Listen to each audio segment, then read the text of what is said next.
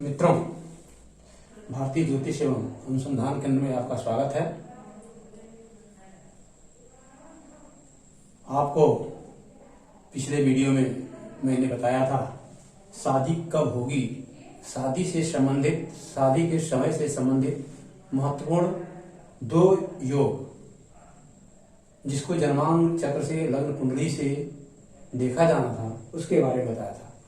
लग्न कुंडली से ऐसे दो महत्वपूर्ण सूत्र बताए गए थे जो शादी के लिए आवश्यक थे, शादी के समय को निर्धारित करते थे। आज मैं पुनः कुछ और योगों को लेकर के आया हूं जो शादी के समय को निर्धारित करते हैं। जन्मांक चक्र, लग्न कुंडली जिसको कहते हैं, अगर आप कंप्यूटर से कुंडली निकालते हैं तो उसमें लिखा होता है लग्न कुंडली।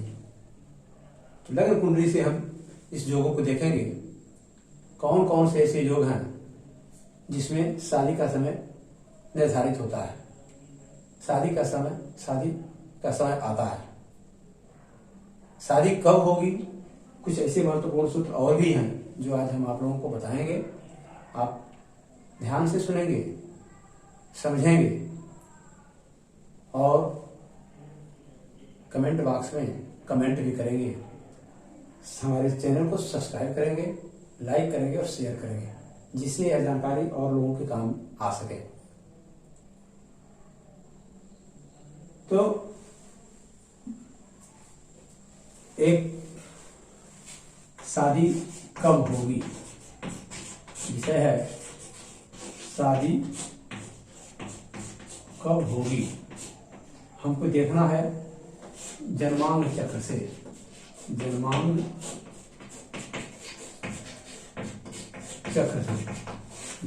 चक्र से जानकारी करना है शादी कब होगी।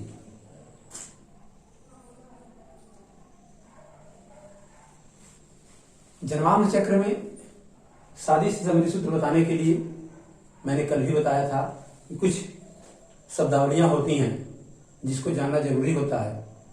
लग्नेश, सप्तमेश, द्वितीयेश, धनेश, ये शब्दावलियां हैं, किसे कहेंगे, इसकी जानकारी पिछले वीडियो में दी जा चुकी है, आप उससे जानकारी कर सकते हैं। एक बार मैं पुनः बता देना चाहता हूं, जब आप कुंडली खोलते हैं तो कुंडली में कुछ अंक दिए होते हैं। किसी की कुंडली में कोई अंक, किसी कुंडली में कोई अंक 12 तक के ही होते हैं। लेकिन लग्न में, जैसे एक कुंडली यहां पर है, लग्न कुंडली जिसे जन्मांक चक्र कहते हैं, मैं एक उदाहरण स्वरूप बना दे रहा हूं।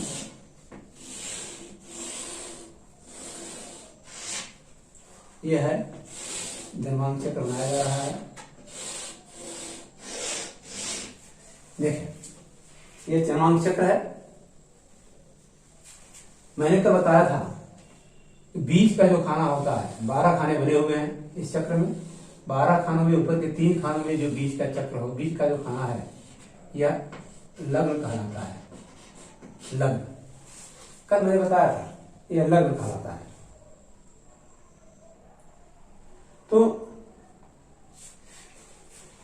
अब इसमें कोई कोई अंक होगा जब कुंडली बनेगी। कोई कुंडली आप लेंगे तो किसी की कुंडली में लिखा होता है 1, किसी कुंडली में लिखा होता है बीच के खाने लग्न में 2, किसी के 3, किसी में 4, किसी में 5, किसी में 6। इस तरह से विभिन्न कुंडली आप खोलेंगे तो भिन्न भिन्न अंग आपको लग्न में देखने को मिलेंगे।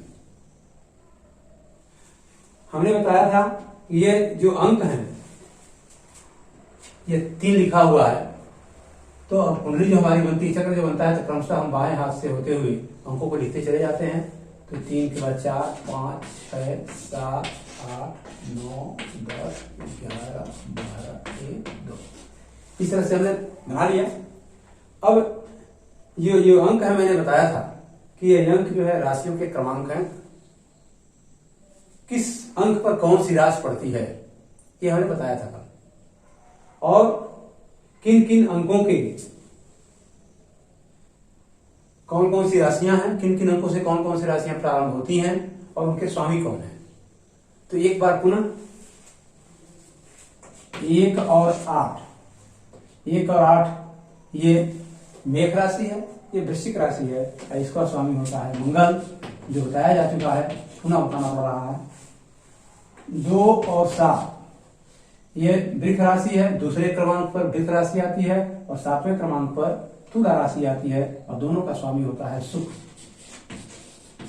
जानने के लिए फिर 3 और 6,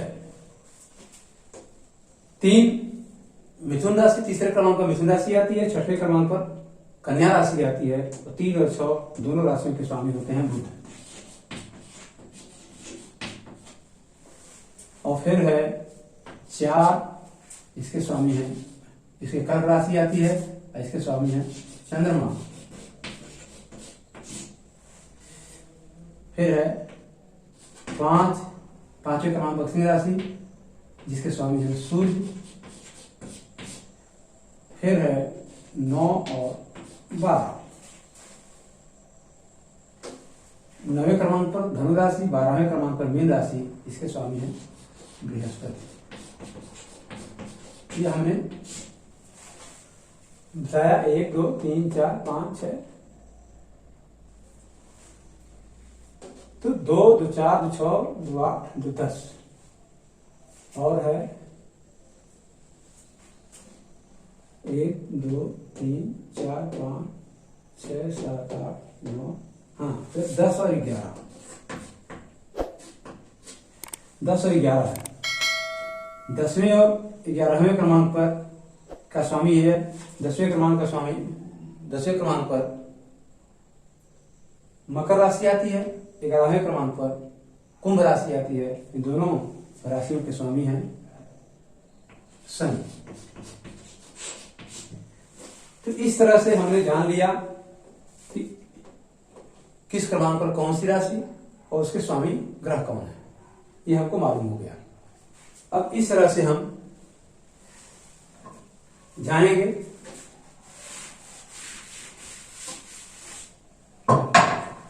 हमें शादी से संबंधित योग के बारे में बताना है।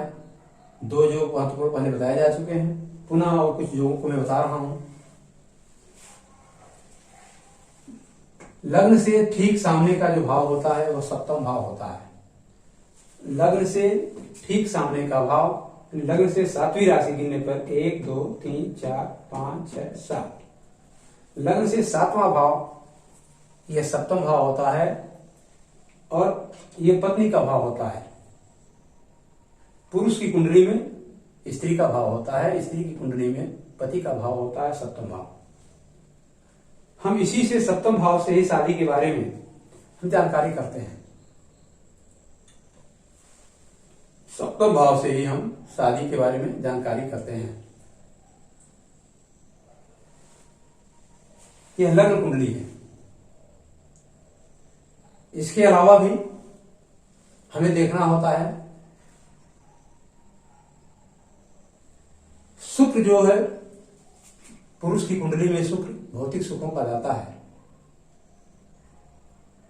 स्त्री से संबंध रखता है। तो पुरुष की कुंडली में हम अगर स्त्री से संबंधित जानकारी करनी होती है तो हम शुक्र से भी देखते हैं, चंद्रमा से भी देखते हैं।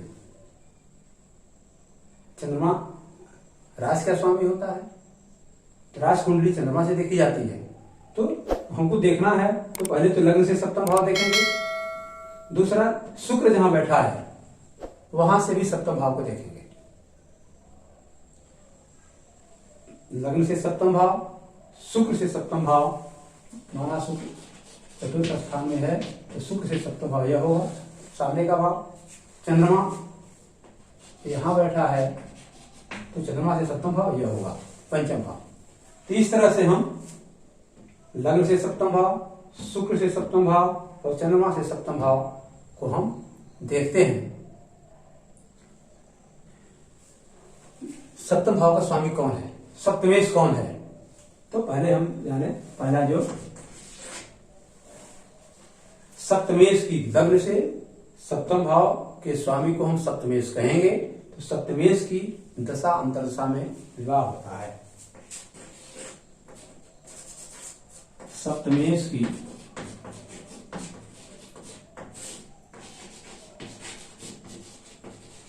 दशा अंतर्दशा में विवाह होता है।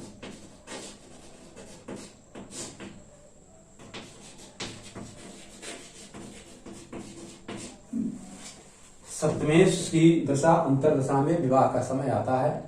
अगर सप्तमेश की दशा 18 वर्ष से 15 वर्ष से पहले आ जा रही है, 18 वर्ष से पहले आती है, तो हम अगली दशा को देखते हैं। उस अगली दशा में हम ये देखते हैं कि सप्तमेश की अंतर्दशा कब आ रही है, किस ग्रह के अंदर उसकी अंतर्दशा आ रही है, तो उस अंतर्दशा में भी विवाह होता है। यानी सप्तमेश की दशा अंतर्दशा दोनों बातें कही गई। यह दशा अंतर्दशा हम किस चक्र से देखते हैं? दशा के 2 चक्र होते हैं, एक होता है अष्टोत्तरी दशा चक्र और एक होता है विंशोत्तरी दशा चक्र। तो हम विंशोत्तरी दशा चक्र से देखेंगे। विंशोत्तरी दशा चक्र से ही हम दशा अंतर्दशा को देखेंगे, किस ग्रह की दशा अंतर्दशा चल रही है। अगर सप्तमेश की दशा अंतर्दशा चल रही है तो उसमें विवाह होता है, पहला। दूसरा हम देखते हैं सप्तम भाव में लग्न से सप्तम भाव में जो ग्रह बैठा हो। अब यहां से समझने के लिए हमने पहला जो को समझाया ही है, तो यहाँ एक बार देख रहे फिर से मैं उसी चीज को बता देना चाहता हूं। हो सकता है आपके समझ में न आया हो आप लोगों के।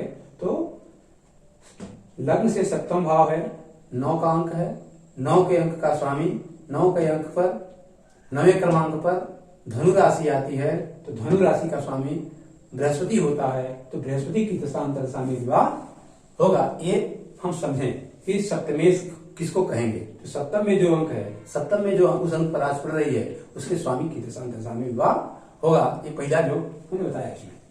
दूसरा चीज देखते बताते हैं। सप्तम में अगर कोई ग्रह बैठा है, सप्तम में कोई ग्रह बैठा है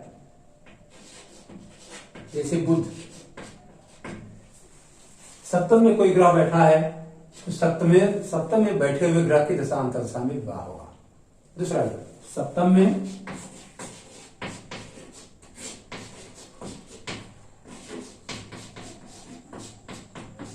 बैठे ग्रह की दशा अंतर्दशा में विवाह।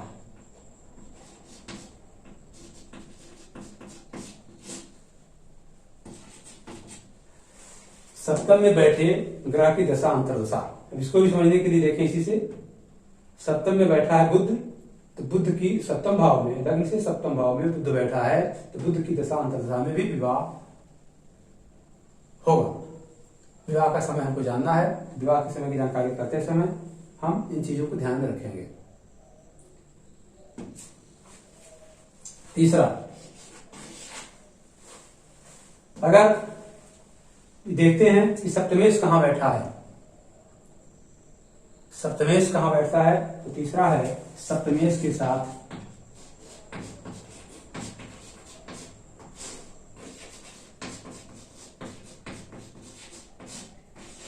बैठे ग्रह की दशा अंतर्दशा में। सप्तमेश के साथ बैठे ग्रह की दशा अंतर्दशा में विवाह। अब देखेंगे सप्तमेश हमारा इस कुंडली से गुरु है, और गुरु जो है बैठा है 9वें भाव में, तो गुरु 9वें भाव में है। और किसके साथ बैठा है? हमने देखा कि गुरु शनि के साथ बैठा है, गुरु शनि के साथ बैठा है। तो हम ये कह सकते हैं कि सप्तमेश के साथ, यानी सप्तमेश हुआ गुरु और गुरु के साथ शनि बैठा है, तो शनि की दशा अंतर्दशा में विवाह होगा। यह भी एक योग बनता है। सप्तमेश के साथ बैठे ग्रह की दशा अंतर्दशा में विवाह। दशा अंतर्दशा दोनों बातें कही जा रही हैं। हो सकता है वो जैसे दशा समय से न पड़ती हो तो आगे वाले दशा में दशा अंतर्दशा आ सकती है, ये देखना है। चौथा,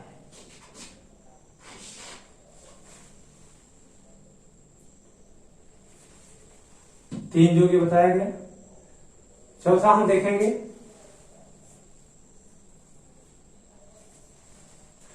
द्वितीयेश।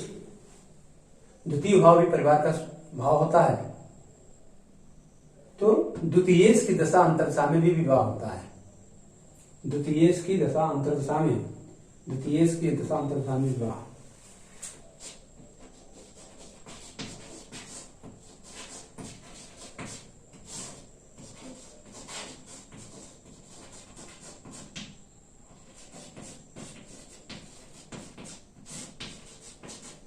द्वितीय की दशा अंतरदशा में विवाह, द्वितीय भाव के स्वामी की दशा में।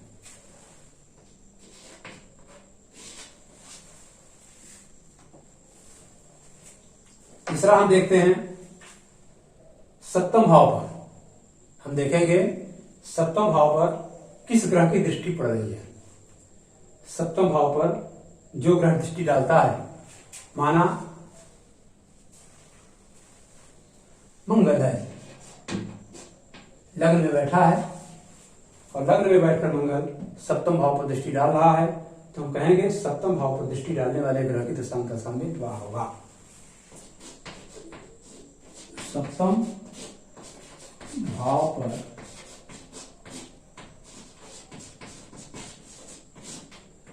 दृष्टि डालने वाले ग्रह की दशा अंतरदशा में विवाह।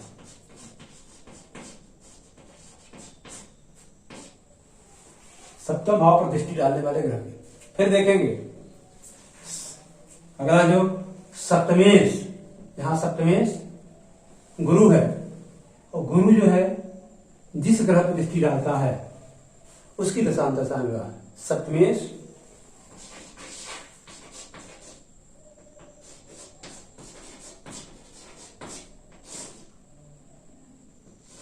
सप्तमेश द्वारा दृष्टि, यानी सप्तमेश ग्रह की दशा अंतरदशा में विवाह। सप्तमेश द्वारा दृष्टि ग्रह की दशा अंतरदशा में विवाह। सप्तमेश गुरु, गुरु जिस, जैसे देख रहे हैं 1 2 3 4 5, गुरु की पंचम दृष्टि लग्न पर पड़ रही है और लग्न में मंगल बैठा है, तो हम कहेंगे कि मंगल की दशा अंतरदशा में विवाह होगा, क्योंकि सप्तमेश गुरु सप्तमेश होकर के मंगल को देख रहा है, तो सप्तमेश की दशा अंतरदशा में विवाह, ये हम कहेंगे। सप्तमेश द्वारा दृष्टि में देखा गया, जिसे देखा जाता हो, सप्तमेश जिस ग्रह को देखता हो उसकी दशा अंतरदशा में भी विवाह का समय जानना चाहिए। हमारे पास कुंडलियां आती हैं, आप सभी के पास कुंडलियां आती होंगी, आप या आपके घर अपनी कुंडली है, अपने परिवार की कुंडली है, उसके बारे में स्वयं भी आप जान सकते हैं, या किसी की कुंडली आपके सामने किसी जातक या जातक कुंडली आती है, उसके बारे में हमको विवाह के बारे में जानना है, इन सब चीजों को ध्यान में रखेंगे। 7वें नंबर पर हम कह सकते हैं फिर शुक्र और चंद्रमा से सप्तमेश की दशा अंतरदशा में विवाह, की दशा अंतरदशा में विवाह।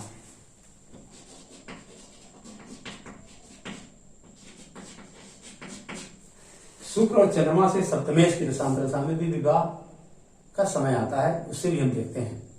शुक्र चंद्रमा स्त्री के कारक ग्रह हैं, इस नाते उसे भी देखते हैं। आगे हमने गोचर से भी बताया, गोचर से भी देखते हैं। गोचर से कैसे देखेंगे? गोचर से देखते हैं शुक्र और चंद्रमा जिस राशि में बैठे होते हैं, शुक्र और चंद्रमा जिस राशि में बैठे होते हैं जन्म कुंडली में, लग्न कुंडली में, जिस राशि में शुक्र और चंद्रमा बैठे हों, उस राशि पर अगर बृहस्पति गोचर में भ्रमण करता हुआ पहुंच जाए तो उस समय पर भी विवाह होता है। गोचर में बृहस्पति शुक्र और चंद्रमा की राशियों से अगर भ्रमण करे तो भी विवाह का समय आता है, विवाह होता है।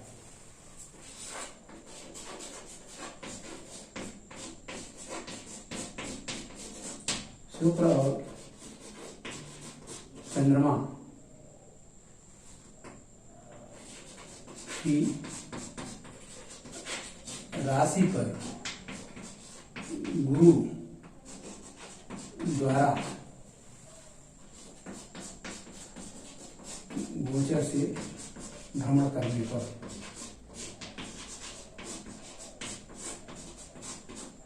विवाह होता है।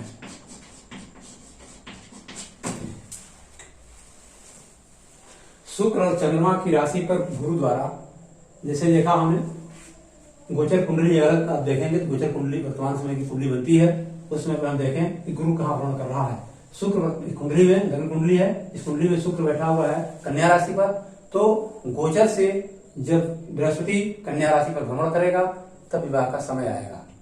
इस योग का मतलब, इस योग को फिर से समझ लें। शुक्र और चंद्रमा की राशि पर गुरु द्वारा गोचर से भ्रमण करने पर, यानी शुक्र कन्या राशि में बैठा है, तो कन्या राशि में गोचर द्वारा बृहस्पति जब आएगा कन्या राशि पर भ्रमण करते हुए तब विवाह का समय आएगा। चंद्रमा को भी देखें, चंद्रमा मेष राशि में है, अगर गोचर में बृहस्पति भ्रमण करते हुए मेष राशि पर आता है तो ही विवाह का समय निश्चित होता है, विवाह उस समय में भी होता है। ये गोचर से भी हम जान सकते हैं। और भी तमाम योग होते हैं, एक आध योगों की ओर मैं चर्चा करता हूं, समय ज्यादा हो रहा है तो ज्यादा समय नहीं लेना चाहते हैं। शुक्र और चंद्रमा से, गोचर से भी यही देखना है, शुक्र और चंद्रमा से त्रिकोण में जो राशियां होती हैं, शुक्र और चंद्रमा से त्रिकोण में जो राशि होती है, उस राशि पर अगर गुरु गोचर द्वारा भ्रमण करे तब भी विवाह का समय आता है। शुक्र से त्रिकोण राशि देखेंगे, शुक्र कन्या राशि में है तो गिने हम 1 2 3 4 5, पांचवी राशि त्रिकोण राशि होती है, पांचवी राशि त्रिकोण राशि होती है। फिर नवीं राशि त्रिकोण राशि होती है, 6 7 8 9, नवीं राशि त्रिकोण राशि होती है। तो शुक्र से देखना है हमको, तो शुक्र से देखें त्रिकोण राशि, यानी मकर राशि में गुरु आ जाए तब शुक्र और चंद्रमा से गिनते हुए पांचवी और नवीं राशि पर हम पहुंचे। पांचवी और नवीं राशि में, पांचवी और नवीं भाव पर, पांचवी और नवीं राशि में जब बृहस्पति भ्रमण करते हुए गोचर से आ जाए तभी शादी का समय आता है। शुक्र और चंद्रमा से त्रिकोण राशियों के स्वामी या त्रिकोण राशियों में जब गोचर द्वारा भ्रमण करते हुए बृहस्पति आ जाए तो भी शादी का समय आता है। यानी इससे हमने देखा मकर राशि में, पांचवी राशि है त्रिकोण की राशि, मकर राशि में बृहस्पति आ जाए गोचर से तब विवाह होगा, या जो है वृष राशि में गोचर से आ जाए बृहस्पति तब शादी का समय आएगा। शुक्र से हमने देखा। इसी तरह से चंद्रमा से भी देखें, चंद्रमा से पांचवी राशि त्रिकोण राशि क्या होगी, 1 2 3 4 5, सिंह राशि। अगर चंद्रमा से देखें तो पांचवी राशि सिंह राशि आती है, तो सिंह राशि में अगर गोचर द्वारा बृहस्पति भ्रमण करते हुए आ जा रहा है तो सिंह राशि में बृहस्पति के आने पर गोचर में शादी का समय आएगा। नवीं राशि देखें, 6 7 8 9, नवीं राशि धनु राशि, धनु राशि पर भी भ्रमण करते हुए बृहस्पति अगर गोचर द्वारा आ जा रहा है तभी शादी का समय आएगा। या हम आगे देखें तो इसके लिए बताया ही जा चुका है कि जिस राशि में चंद्रमा बैठे, शुक्र बैठे, उस राशि में गोचर द्वारा बृहस्पति आता है तब होता है। तो यह है शादी का समय। शादी कब होगी, शादी के बारे में आप लोगों को बताया गया। 2 योग कब बताए गए थे और कुछ योग आज बताए गए हैं इस पर हम, और शादी के बारे में, शादी के समय के बारे में हमको लगातार मैं अनुमान करता हूँ, आशा करता हूँ कि मेरा वीडियो आपको पसंद आया होगा। आप मेरे वीडियो को लाइक, शेयर और सब्सक्राइब जरूर करें, देखें, दूसरों को बताएं, दूसरों को तक पहुंचाएं शेयर करके, जिससे उनको भी जानकारी हो सके, वो भी जान सकें किस तरह से हम शादी का समय निकालेंगे, शादी कब होगी हमारी। यहाँ आप चाहे कुंडली के जानकार हों या न हो, तभी आपको जिस तरह से बताया जा रहा है थोड़ा सा भी आप अगर ध्यान करते हैं तो आपको पूरी बात समझ में आ जाएगी और आप स्वयं जान सकते हैं कि शादी का समय कब आएगा। धन्यवाद।